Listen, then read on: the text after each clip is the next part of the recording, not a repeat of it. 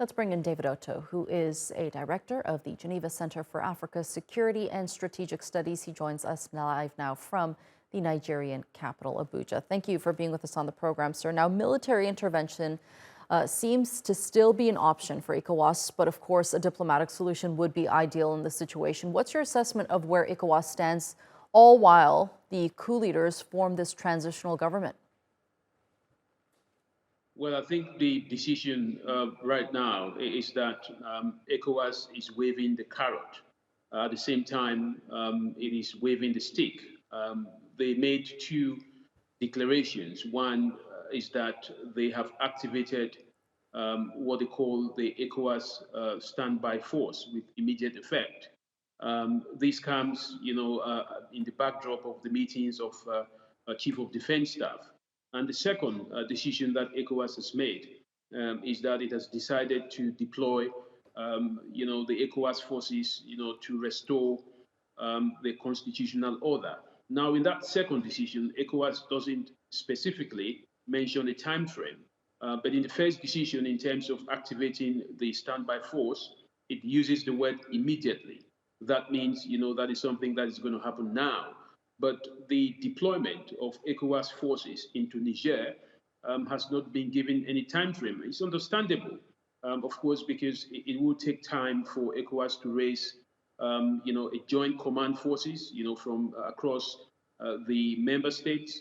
Albeit perhaps, countries like Mali, Burkina Faso, and Niger, who may not contribute, including Guinea. So at this point in time, ECOWAS still prefers, as mentioned, that there will be a peaceful resolution to the situation or the impasse, in Niger. So what do you think? Do you think there is leg room for a peaceful resolution here? Where does the junta stand in terms of that?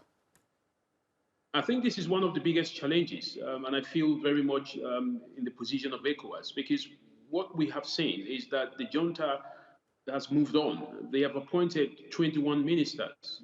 They've appointed governors, essentially military governors of all the 7 regions. It means that the junta is moving on. They continue to consolidate power. They've refused to release President Bazoum.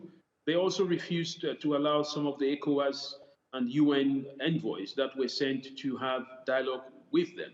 But of course, other members who used private mediums, through the back door, were able to meet with ECOWAS. So at this point in time, we are not very sure, especially with the support that the junta is getting, that they will give into some of these ECOWAS decisions. Right. The junta does have outstanding support from Nigerians within the country, from neighboring countries. But what is this transitional government going to lead to within the country in terms of stability? Well, one of the justifications that the junta gave, which is something which I think is just a copycat, to what we saw in Mali and Burkina Faso. They said that they were doing this in the name of restoring the bad economic situation, kind of fight against corruption and deal with insecurity. But also, they are talking about at this point in time, kind of pushing this anti-French and anti-colonialist rhetoric. So the junta, will be expected to deliver all these 4 areas. They've got to be able to look for new partners to deal with. Perhaps if they want to get rid of the French, they have to deal with the economy. They have to deal with corruption, but they have to deal with the insecurity that the country faces. But how can they do this?